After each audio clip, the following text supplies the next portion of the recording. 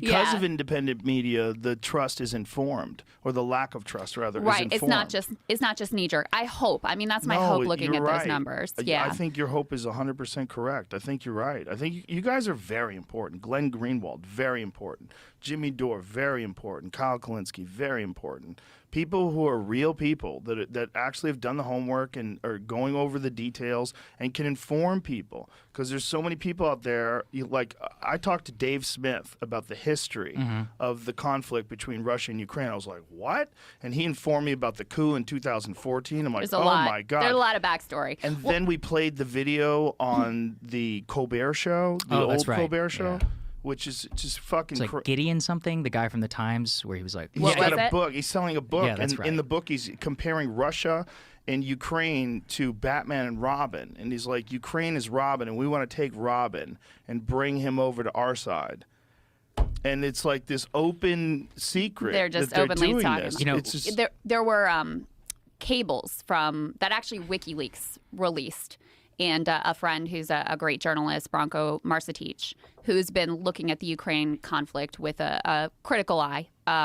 He sorted through these cables, and he found all of these diplomatic cables from the prior era where you had NATO allies, you had U.S. officials who were all saying, hey, guys, Russia has red lines here with regard to Ukraine.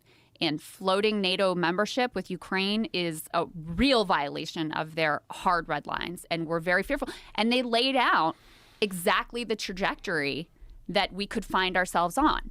Now, that doesn't deny Russia agency or, Putin and the Kremlin agency for invading. No one made them do that. However, it is to say that, there was a time when you were allowed to acknowledge that U.S. policy could lead to this exact event. And now when you even suggest that us, floating NATO membership with Ukraine and saying that they were going to be made apart, that some of these things were exacerbating and they crossed the red line and, created a situation that was incredibly tense where this is the predictable outcome.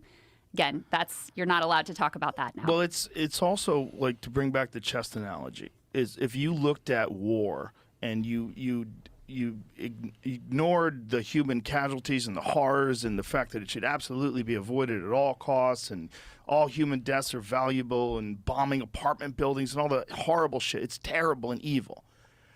But this isn't like that we are being fed a narrative that Russia made a big move and there was no other moves. Right. And when we find out about the moving of weapons closer to Russia, the discussion of them joining NATO, and you realize Russia is getting moved on. There's moves. Now, you absolutely be correct in saying the correct response is not blowing up apartment buildings and starting a war and invading a country. You're right. But this is not an unprovoked situation. It didn't just come out of nowhere from a madman. And we're not getting this narrative on television. This is a new time. And the only way to get this discussion is you guys. It's people like you. And that's what's so fucking important about today. And that's what's so dangerous about censorship. And that's what's so dangerous about these partisan ideas where you're willing to absolutely ignore good points that the other side says, because then you would give them some sort of credit in winning this ideological bullshit game we're all playing. That is so well said. It drives me nuts, especially on corruption. You were talking about censorship, but corruption is a great one where everybody wants to talk about Hunter Biden on the right. I would listen, we can talk about Hunter Biden all day. We've been covering We've covered Hunter since Biden day extensively. one. He's a guy who got hooked on drugs. Right. Yes. Okay? And likes to get his dick sucked. Yeah, and who doesn't? Right. That's not what the problem is. Yeah. It's just revealing a very corrupt system that everyone wants to ignore. Exactly. Yeah. And then we were like, had, hey, let's talk about Jared Kushner. And then a lot of people on the right are saying, I'm like, hey, this guy, it's actually great. There are internal Saudi documents where he asked the Saudi Royal Kingdom Fund or whatever for $1 billion investment in his new fund, private equity fund, right after he leaves the White House. The internal emails are like, I don't think this guy's a very good investor. I'm not sure this would be a good use of our capital. And MBS, the Crown Prince, is like, give him the money. They're like, he intervened send him the $1 billion personally. Yeah. Just to give Jared this guy his $2 billion. $1 I think it was maybe $2 billion. $2 billion for his fund. Yeah. That's a baller friend to have. Yeah, but if you're on the right, let's not talk about that. Let's talk about Hunter Biden and his laptop. And of course, the Democrats. We had Ted Lieu, congressman, Yes. on back. Yeah. This is back in the old days at the Hill at Rising, but I'll never forget. We were pressing him on Hunter Biden and these boards that he was on and the money he was getting, whatever. He's like, people sit on boards and they get paid money. Like, it was so Jesus part Christ. of the Washington, like the water that they swim in. He couldn't even conceive that it was a problem. I mean, now it may not be illegal, but that's an issue in and of itself. The fact that he could just hand wave away. Well, that it's semi-legal. Yes. Oh no, it's just straight legal. Yeah, that's but I mean, that's the crazy Yeah. part. It's sketchy. legal, but it's sketchy. Yes. Yeah. But to your point about, censorship and the like total lack of willingness to challenge your own side's narrative, did you just see this Columbia Journalism Review report that came out about Russiagate? Saagar and I were looking at it. Oh, it's fantastic. It's really long, in-depth. I mean, it's overdue, right? It's like way after the fact. But I think this is one of the first, certainly mainstream, and CJR is as mainstream as they come, mainstream attempts to actually go back through the Russiagate narrative, where it started, how it was sold to the American people, and all of the lies and especially the omissions. And they take a really hard look at the New York Times as kind of the main player in the story. There were other villains as well, but the New York Times was the main player.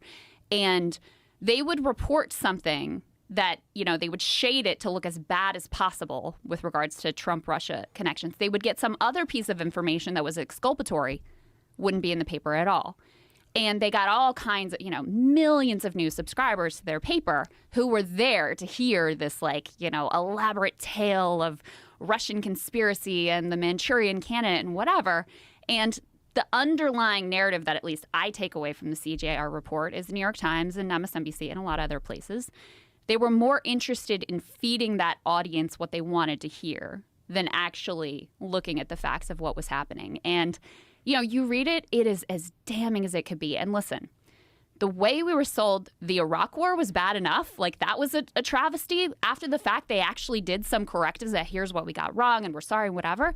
This, they will never admit that they did anything wrong here. They just move forward and pretend like none of it ever happened. And it is astonishing. And then they turn around and wonder, like, why does no one trust us? We just don't get it. Yeah, well, we have to make laws against disinformation. That's what we have to do. Misinformation and malinformation. All of those are bad. And this way we can control the narrative. Are you gonna be the one who determines what's fact and what's fiction? And actually, in the piece, they were like, the U.S. has the lowest media trust in 42 developed nations. And they're like, I yeah, don't how does think that fucking that's happen? true, because I think there's an insanely strong trust in independent media. You are right.